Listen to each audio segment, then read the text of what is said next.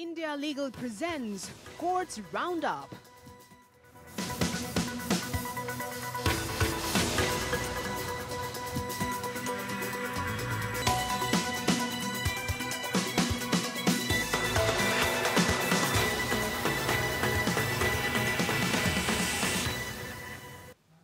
नमस्कार, मैं हूं आपके साथ नेहा दुबे। कोर्ट्स राउंडअप में स्वागत है आपका। इस बुलेटिन में हम अगले आधे घंटे में आपको कोर्ट से जुड़े तमाम छोटी बड़ी खबरों से रूबरू करवाएंगे। कोर्ट की कार्रवाई और सुप्रीम कोर्ट से लेकर हाई कोर्ट और लोअर कोर्ट्स तक के फैसलों को आपके सामने रखेंगे। आगे बढ़ने से पहले एक नजर हेडलाइंस पर। कृषि कानून पर बनी कमेटी पर सवालों से सीजीआई ने जताई नाराजगी। कहा, कमेटी के सभी सदस्य अपने क्षेत्र में एक्सपर्ट हैं, उन पर सवाल खड़ा करना ठीक नहीं। ट्रैक्टर रैली पर सुप्रीम कोर्ट ने दिल्ली पुलिस को निषेधाज्ञा जारी करने के आवेदन वापस लेने की दी इजाजत। कहा, दिल्ली पुलिस रैली पर खुद करे फैसला। सुप्रीम कोर्ट ने दिवालिया कानूनी के संशोधन को लेकर किया वैध करार। अब बिल्डर के खिलाफ दिवालियापन कार्रवाई के लिए 100 बायर्स एनसीएलटी में दाखिल कर सकते हैं अर्जी। लिव इन रिश्ते पर इलाहाबाद हाई कोर्ट ने सुनाया फैसला। कहा, शादीशुदा का दूसरे से संबंध अपराध, अपराधी को संरक्षण देना अपराध को संरक्षण देने जैसा।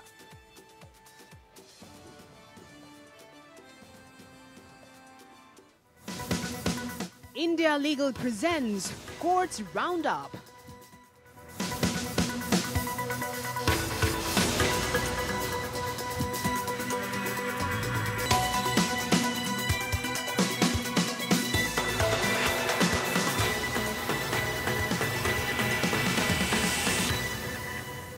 कृषि कानून पर जारी विवाद को खत्म करने के लिए सुप्रीम कोर्ट द्वारा गठित कमेटी पर लगातार सवाल उठाए जा रहे हैं। आपको बता दें कि जिसको लेकर अब सर्वोच्च अदालत ने नाराजगी व्यक्त की है। सुप्रीम कोर्ट ने सुनवाई के दौरान कहा कि कमेटी ने सभी सदस्य अपने क्षेत्र में एक्सपर्ट हैं और ऐसे में उन पर किसी भी तरह से सवाल खड़ा करना ठीक नहीं है। समिति के पुनर्गठन की मांग वाली याचिका पर किसान महापंचायत को सुप्रीम कोर्ट ने नोटिस जारी किया।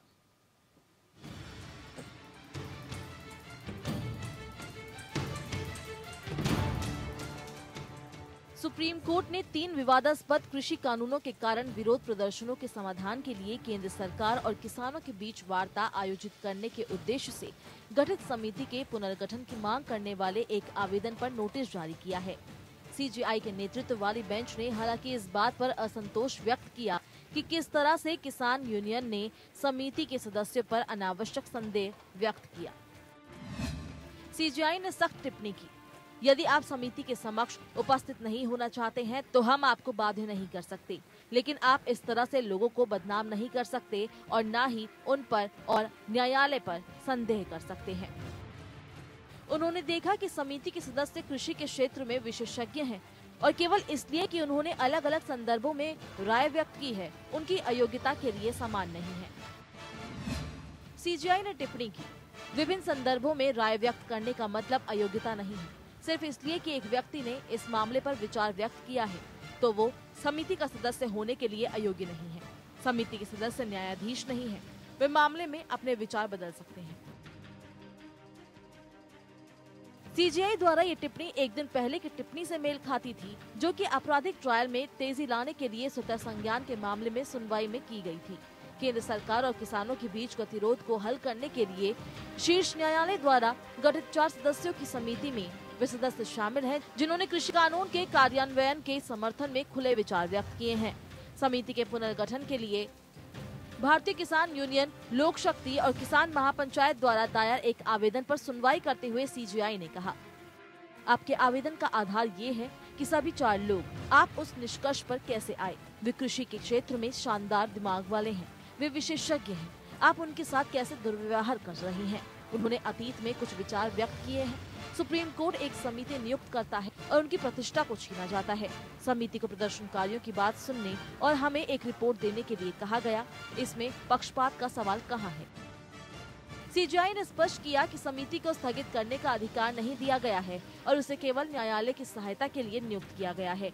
सीजीआई द्वारा पिछले हफ्ते किसानों के विवाद को हल करने के लिए समिति के सदस्यों के नामों की घोषणा करने के तुरंत बाद कई लोगों ने सोशल मीडिया में बताया कि समिति का गठन केवल एक दृष्टिकोण को दर्शाता है जो कानून के समर्थन में है। विवाद के बाद बीकेयू के पूर्व सांसद और राष्ट्रीय अध्यक्ष और अखिल भारतीय किसान समन्वय समिति के अध्यक्ष एस भूपेंद्र सिंह मान ने समिति से खुद को अलग कर लिया।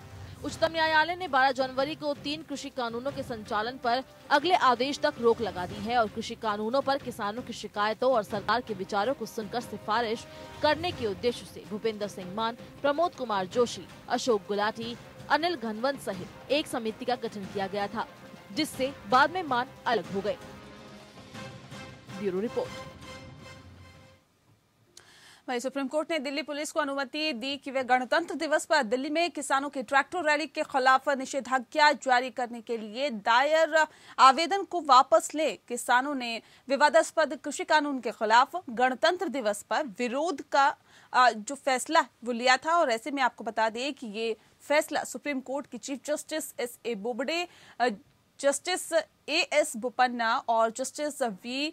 रामसुब्रमण्यम की खंडपीठ के उस फैसले के बाद आया जिसमें उन्होंने आवेदन को लंबित रखने से इनकार कर दिया था। उन्होंने कहा कि दिल्ली पुलिस के पास कानून और व्यवस्था की स्थिति को नियंत्रित करने के लिए संशोधन के तहत शक्तियां प्राप्त है और ये अदालत का मामला नहीं है। 18 जनवरी को न्यायालय ने मौखिक रूप से ये माना था कि किसानों के प्रवेश पर फैसला लेना दिल्ली पुलिस का कार्य है और न्यायालय से कानून और व्यवस्था के मुद्दे पर आदेश पारित करने की अपेक्षा नहीं की जा सकती।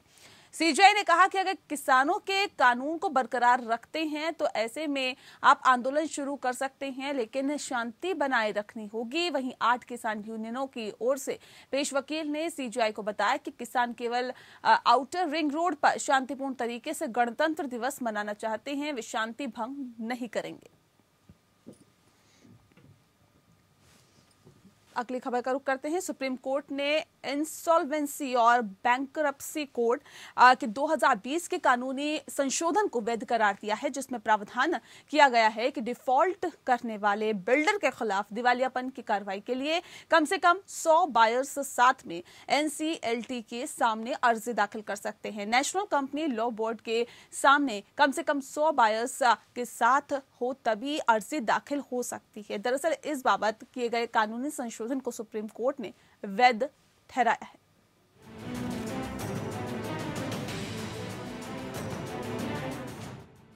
सुप्रीम कोर्ट ने insolvency and bankruptcy code amendment act 2020 के जरिए होम बायर्स की सीमा रेखा को बरकरार रखा है। सुप्रीम कोर्ट के जस्टिस रोहिंटन नरीमन की अगुवाई वाली बेंच ने आईबीसी की धारा 3 और 10 के प्रावधान को वैध ठहराया है। अदालत ने कहा कि इस मामले में किए गए संशोधन और कानूनी प्रावधान वैध हैं और संवैधानिक अधिकार का हनन नहीं करता है। अदालत ने कहा कि ये प्रावधान संविधान के समानता के अधिकार का उल्लंघन नहीं करता है। धारा 3 के तहत प्रावधान है कि इंसॉल्वेंसी अर्जी तभी दाखिल हो सकती है जब बिल्डर के खिलाफ कम से कम 100 आवंटियों की अर्जी हो या फिर कुल अलॉटी का 10% में जो संख्या कम हो। पहले के नियम के तहत एनसीएलटी में डिफॉल्ट करने वाले बिल्डर के खिलाफ एक बायर भी अर्जी दाखिल कर सकता था। जस्टिस आरएफ नरीमन, जस्टिस नवीन सिन्हा और जस्टिस केएम जोसेफ की खंडपीठ ने आईबीसी संशोधन अधिनियम 2020 की धारा 3 को बरकरार रखा है, जिसने इंसॉल्वेंसी एंड बैंकरप्सी कोड 2016 की धारा 7 में प्रावधान जोड़े थे और ये अनिवार्य किया था कि रियल एस्टेट प्रोजेक्ट की इंसॉल्वेंसी पिटीशन को सुनवाई योग्य होने के लिए कम से कम 100 रियल एस्टेट आवंटी या आवंटियों की कुल संख्या का 10% जो भी कम होना चाहिए। जस्टिस जोसेफ द्वारा लिखे गए फैसले में याचिकाकर्ताओं की उन दलीलों को खारिज कर दिया कि होम बायर्स पर ऐसी शर्तें शत्रुतापूर्ण भेदभाव जैसी हैं और संविधान के अनुच्छेद 14 के तहत समानता के सिद्धांत का उल्लंघन है। न्यायालय ने कहा कि एक होम बायर पायनियर केस के फैसले के अनुसार असुरक्षित लेनदार माना जाता है, हालांकि ये अन्य लेनदारों से अलग पायदान पर खड़ा है। कोर्ट ने कहा जब कोई आवंटी किसी रियल एस्टेट प्रोजेक्ट में पैसा लगाता है तो उसकी प्राथमिक और प्रमुख चिंता ये होती है कि प्रोजेक्ट पूरा हो और उसे अपार्टमेंट या फ्लैट पर कब्जा मिले। वास्तव में समस्या पैदा होती है क्योंकि कई हितधारक होते हैं जिनके हित प्रभावित होते हैं। न्यायालय ने कहा कि भुगतान की गई राशियों की वसूली मुख्य रूप से वो नहीं है जिसे कोड के तहत विचार किया गया है। सुप्रीम कोर्ट में अर्जी दाखिल कर कानून में किए गए बदलाव को चुनौती दी गई थी। याचिकाकर्ता बायर्स का कहना था कि उक्त कानूनी संशोधन संविधान के अनुच्छेद 21 और 14 का उल्लंघन है। सुप्रीम कोर्ट में बायर्स की ओर से दलील दी गई कि सुप्रीम कोर्ट ने अपने फैसले में कहा था कि बायर्स के डिफॉल्ट करने वाले बिल्डर के खिलाफ आईबीसी की धारा 7 के तहत दिवालियापन की कार्रवाई के लिए अर्जी दाखिल करने का अधिकार है और इस तरह से देखा जाए तो उक्त संशोधन सुप्रीम कोर्ट के जजमेंट के खिलाफ है। Bureau report. सुप्रीम कोर्ट की संविधान पीठ ने महाराष्ट्र सामाजिक और शैक्षणिक रूप से पिछड़े वर्ग अधिनियम 2018, जिसके तहत नौकरियों और शिक्षा में मराठों को कोटा प्रदान किया गया है, कि संवैधानिकता के खिलाफ दायर चुनौती पर सुनवाई को 5 फरवरी तक के लिए स्थगित कर दिया है। जस्टिस अशोक भूषण की अध्यक्षता में खंडपीठ ने वरिष्ठ अधिवक्ता मुकुल रोहतगी और प्रस्तुतियों पर विचार किया, जिन्होंने कोविड-19 महामारी के कारण मामले की तैयारी की कमियों के बारे में अदालत को सूचित किया। कोर्ट ने मामले में स्टे का ऑर्डर भी दे दिया है।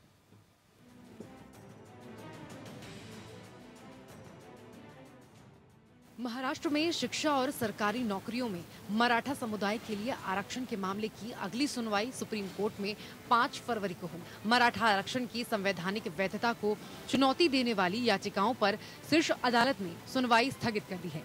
जस्टिस अशोक भूषण की अगुवाई वाली पीठ ने राज्य सरकार का पक्ष रखे सीनियर एडवोकेट मुकुल रोहतगी की इस दलील को स्वीकार किया कि कोविड-19 की स्थिति के चलते मामले की तैयारी पूरी तरह से नहीं हो सकी है। वरिष्ठ अधिवक्ता कपिल सिब्बल ने रोहतगी की प्रस्तुतियों पर सहमति व्यक्त की है और कहा कि स्थगन आदेश के कारण कोई पक्षपात नहीं होगा। इसके बाद सुप्रीम कोर्ट ने इस मामले को 5 फरवरी को सूचीबद्ध करने का निर्देश दिया। इससे पहले सुप्रीम कोर्ट ने महाराष्ट्र में मराठा आरक्षण पर रोक लगाते हुए मामले को सुनवाई के लिए बड़ी पीठ के समक्ष भेज दिया था। सुप्रीम कोर्ट ने 9 सितंबर के अपने एक अंतरिम आदेश में कहा है कि साल 2020 और 2021 में नौकरियों और शिक्षण संस्थानों में एडमिशन के दौरान मराठा आरक्षण का लाभ नहीं मिलेगा। 3 जजों की बेंच ने इस मामले को विचार के लिए एक बड़ी बेंच के पास भेजा है। कोर्ट ने कहा कि ये बेंच मराठा आरक्षण की वैधता पर विचार करेगी। मराठा आरक्षण का विरोध करने वाले पक्षकारों का कहना है कि महाराष्ट्र का ये कानून शीर्ष अदालत द्वारा सरकारी नौकरियों और शिक्षण संस्थानों में आरक्षण के लिए निर्धारित 50% की सीमा का उल्लंघन करता है। 3 जजों की बेंच के समक्ष दायर याचिका में जून 2019 में पारित बॉम्बे हाई कोर्ट के फैसले को चुनौती दी गई और प्रस्तुत किया गया था कि सामाजिक और शैक्षणिक रूप से पिछड़ा वर्ग अधिनियम 2018, जिसके तहत शिक्षा और नौकरी में मराठा समुदाय को 12% और 13% कोटा प्रदान किया जाएगा। इंदिरा साहनी बनाम भारत संघ के मामले में निर्धारित सिद्धांतों का उल्लंघन करता है, जिसके अनुसार सुप्रीम कोर्ट ने आरक्षण की सीमा को 50% पर सीमित कर दिया है। महाराष्ट्र में सामाजिक और शैक्षणिक रूप से पिछड़े वर्ग अधिनियम 2018 को नौकरियों और एडमिशनों में मराठा समुदाय को आरक्षण देने के लिए लागू किया गया था। बॉम्बे हाई कोर्ट ने जून 2019 में कानून को बरकरार रखते हुए कहा था कि 16% आरक्षण उचित नहीं है। उसने कहा कि रोजगार आरक्षण 12% और एडमिशन में 13% से अधिक नहीं होना चाहिए। बाद में कानून को सुप्रीम कोर्ट में चुनौती दी गई थी। Bureau report. प्रधान न्यायाधीश एस.ए. बोबडे की अध्यक्षता वाली सुप्रीम कोर्ट की पीठ ने तेलंगाना उच्च न्यायालय के खिलाफ एक महिला द्वारा दायर याचिका पर नोटिस जारी किया है, जिसमें उसके अपहृत किए गए बेटे के मामले की जांच और बरामदगी के लिए दाखिल हैबियस कॉर्पस याचिका को खारिज कर दिया था। दरअसल आपको बता दें कि FSL रिपोर्ट के अनुसार उसका बेटा मृत हो चुका है। उच्च न्यायालय ने FSL रिपोर्ट पर भरोसा करते हुए आदेश दिया है, चूंकि याचिकाकर्ता का लापता बेटा अब जीवित नहीं है, इसीलिए कोर्ट द्वारा हैबियस कॉर्पस की रिट याचिका नहीं की जा सकती। याचिकाकर्ता ने आरोप लगाया कि उच्च न्यायालय ने FSL रिपोर्ट पर भरोसा करके गलत धारणा के आधार पर आदेश को पारित कर दिया था, क्योंकि शव उसके बेटे का नहीं था। इसीलिए याचिकाकर्ता ने CBI जैसी एक स्वतंत्र विशेष एजेंसी द्वारा मामले में फिर से जांच की मांग की और अपने लापता बेटे के विवरण का पता लगाने के लिए कहा। याचिकाकर्ता के बेटे की उम्र लगभग 12 वर्ष थी, जिसका अपहरण 2018 में अज्ञात लोगों ने हैदराबाद के डाबरपुरा इलाके में एक मदरसे से किया था। 20 वर्षीय पुरुष का अज्ञात शव बाद में पुलिस ने पाया और पोस्टमार्टम के लिए भेज दिया गया। बाद में इस शव को कब्रिस्तान में दफनाया गया था। याचिकाकर्ता के अनुसार उसका बेटा 12 साल का था, जिसकी ऊंचाई 4 फुट 5 इंच से भी कम थी, जबकि FSL रिपोर्ट में निष्कर्ष निकाला गया था कि शव की हड्डियां 5 फीट से ज्यादा की ऊंचाई वाले 20 साल के व्यक्ति की थी। याचिकाकर्ता ये भी कहती हैं कि FSL रिपोर्ट की वास्तविकता पर संदेह बढ़ाते हैं। तथ्यों को देखते हुए याचिकाकर्ता ने गढ़ी गई FSL रिपोर्ट और उसके लापता बेटे का पता लगाने के लिए CBI जैसी स्वतंत्र एजेंसी द्वारा जांच की मांग की है, जिसे पुलिस अधिकारियों ने मृत घोषित कर दिया। मुंबई की अदालत ने BARC के पूर्व CEO पार्थो दास गुप्ता की जमानत याचिका खारिज करते हुए कहा कि कथित टेलीविजन रेटिंग पॉइंट्स यानी कि TRP घोटाले में उनकी अहम भूमिका रही है। अदालत ने टिप्पणी की, जांच अधिकारी द्वारा जमा किए गए सबूत दिखाते हैं कि दास गुप्ता ने BARC के CEO के पद पर रहते हुए उसका इस्तेमाल कुछ खास चैनलों की TRP रेटिंग में छेड़छाड़ करने के लिए किया। दरअसल न्यायाधीश ने कहा कि आरोपी सबसे प्रभावशाली व्यक्ति है जिसने CEO के तौर पर काम किया और अन्य व्यक्तियों या आरोपियों से अब भी पूछताछ बाकी है। दरअसल अदालत ने कहा कि ऐसी परिस्थितियों में आगे की जांच की जरूरत है कि मौजूदा आरोपी को वांछित आरोपियों या अन्य सामग्री और गवाह से दूर रखने की जरूरत है।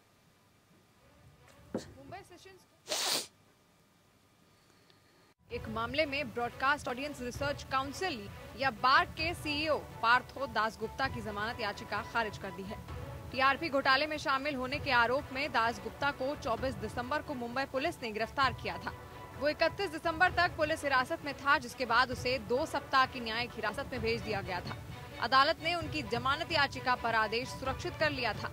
विशेष लोक अभियोजक SPP शिशिर हिरे ने ये कहते हुए राज्य की जमानत याचिका का विरोध किया था कि दास गुप्ता ने व्यक्तिगत लाभ के लिए बार के CEO के रूप में अपने पद का दुरुपयोग किया था। उन्होंने कहा कि दास गुप्ता का आचरण उनके पद की पवित्रता को धूमिल करने के लिए था। SPP ने दास गुप्ता और रिपब्लिक टीवी के editor in chief Arnab Goswami के बीच कथित रूप से आदान प्रदान की गई चैट का पर्याप्त उल्लेख किया। उन्होंने कहा कि गोस्वामी और दास गुप्ता ने रिपब्लिक टीवी चैनलों की TRP में हेराफेरी की थी।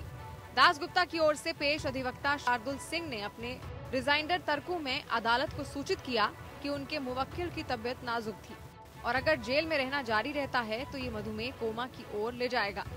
सिंह ने दोहराया कि बार्क में सर्वोच्च निर्णय लेने वाला निकाय बोर्ड था और दास गुप्ता उस बोर्ड का सदस्य नहीं था। सिंह ने कहा कि अन्य आरोपियों को जमानत दी गई थी और कुछ को अग्रिम जमानत भी दी गई थी। हालांकि जांच कथित तौर पर नवजात चरण में थी और उन आदेशों में से कोई भी चुनौती नहीं दी गई थी। मुख्य मेट्रोपॉलिटन मजिस्ट्रेट ने उनकी जमानत अर्जी को ये कहते हुए खारिज कर दिया कि उन्होंने TRP घोटाले में महत्वपूर्ण भूमिका निभाई। इसके बाद दास गुप्ता ने सत्र न्यायालय का दरवाजा खटखटाया था। दास गुप्ता ने मुंबई पुलिस के आरोपों का खंडन किया था कि उन्होंने TRP में हेराफेरी करने के लिए CEO के रूप में अपने पद का दुरुपयोग किया था और प्रस्तुत किया था कि उन्हें डेटा पर कोई नियंत्रण नहीं था क्योंकि इसे इकट्ठा किया गया था और हंसा रिसर्च कंपनी द्वारा प्रदान किया गया था। Bureau report. वहीं इलाहाबाद हाईकोर्ट ने लिव इन रिलेशनशिप पर एक फैसला सुनाते हुए कहा कि शादीशुदा होते हुए गैर पुरुष के साथ पति पत्नी की तरह रहना लिव इन रिलेशनशिप नहीं है, बल्कि ये अपराध की श्रेणी में आता है। यह आदेश न्यायमूर्ति आपको बता दें कि SP केशरवानी और न्यायमूर्ति डॉक्टर YK श्रीवास्तव की खंडपीठ ने हाथरस जिले के निवासी आशा देवी और अरविंद की याचिका को खारिज करते हुए दिया है। याची आशा देवी का विवाह महेश चंद्र के साथ हुआ है, दोनों के बीच तलाक नहीं हुआ है और याची अपने पति से अलग दूसरे पुरुष के साथ पति पत्नी की तरह रहती है। लिव इन रिलेशनशिप पर एक अहम निर्णय सुनाते हुए इलाहाबाद हाईकोर्ट ने कहा है कि शादीशुदा होते हुए गैर पुरुष के साथ पति पत्नी की तरह रहना लिव इन रिलेशनशिप नहीं है, बल्कि ये अपराध की श्रेणी में आता है। ऐसे संबंध को संरक्षण देने का अर्थ है अपराध को संरक्षण देना। जो पुरुष किसी विवाहित महिला के साथ लिव इन में रह रहा है वो भारतीय दंड संहिता के धारा 494 यानी कि पति या पत्नी के जीवित रहते दूसरा विवाह करना और धारा 495 यानी कि पहले से किए गए विवाह को छिपाकर दूसरा विवाह करना, इन धाराओं के तहत दोषी होगा। इसी प्रकार से धर्म परिवर्तन करके शादीशुदा के साथ रहना भी अपराध है। कोर्ट ने कहा कि विधिक अधिकारों को लागू करने या संरक्षण देने के लिए जारी किया जा सकता है, किसी अपराधी को संरक्षण देने के लिए नहीं। यदि अपराधी को संरक्षण देने का आदेश दिया गया तो यह अपराध को संरक्षण देना होगा। कानून के खिलाफ कोर्ट अपनी अंतर्निहित शक्तियों का प्रयोग नहीं कर सकता। यह आदेश न्यायमूर्ति SP केशरवानी और न्यायमूर्ति डॉक्टर Y.K. श्रीवास्तव की खंडपीठ ने हाथरस सासनी थाना क्षेत्र की महिला और उसके साथ रह रहे व्यक्ति की याचिका को खारिज करते हुए दिया है। याची आशा देवी महेश चंद्र की विवाहिता पत्नी है। दोनों के बीच तलाक नहीं हुआ है, किंतु याची अपने पति से अलग अरविंद के साथ पत्नी की तरह रहती है। कोर्ट ने कहा कि ये लिव इन रिलेशनशिप नहीं है, वरन दुराचार का अपराध है। पुरुष अपराधी है। याची का कहना था कि वो दोनों लिव इन रिलेशनशिप में रह रहे हैं। उनके परिवार वालों से सुरक्षा प्रदान की जाए। कोर्ट ने ये भी कहा कि शादीशुदा महिला के साथ धर्म परिवर्तन कर लिव इन रिलेशनशिप में रहना भी अपराध है, जिसके लिए अवैध संबंध बनाने वाला पुरुष अपराधी है। ऐसे संबंध वैधानिक नहीं माने जा सकते। कोर्ट ने कहा कि जो कानूनी तौर पर विवाह नहीं कर सकते, उनका लिव इन रिलेशनशिप में रहना, एक से अधिक पति या पत्नी के साथ संबंध रखना भी अपराध है। ऐसे लिव इन रिलेशनशिप को शादीशुदा जीवन नहीं माना जा सकता और ऐसे लोगों को कोर्ट से संरक्षण नहीं दिया जा सकता। Bureau report. और चलिए इसी के साथ फिलहाल इस बुलेटिन में इतना ही। नमस्कार। India Legal presents Courts Roundup.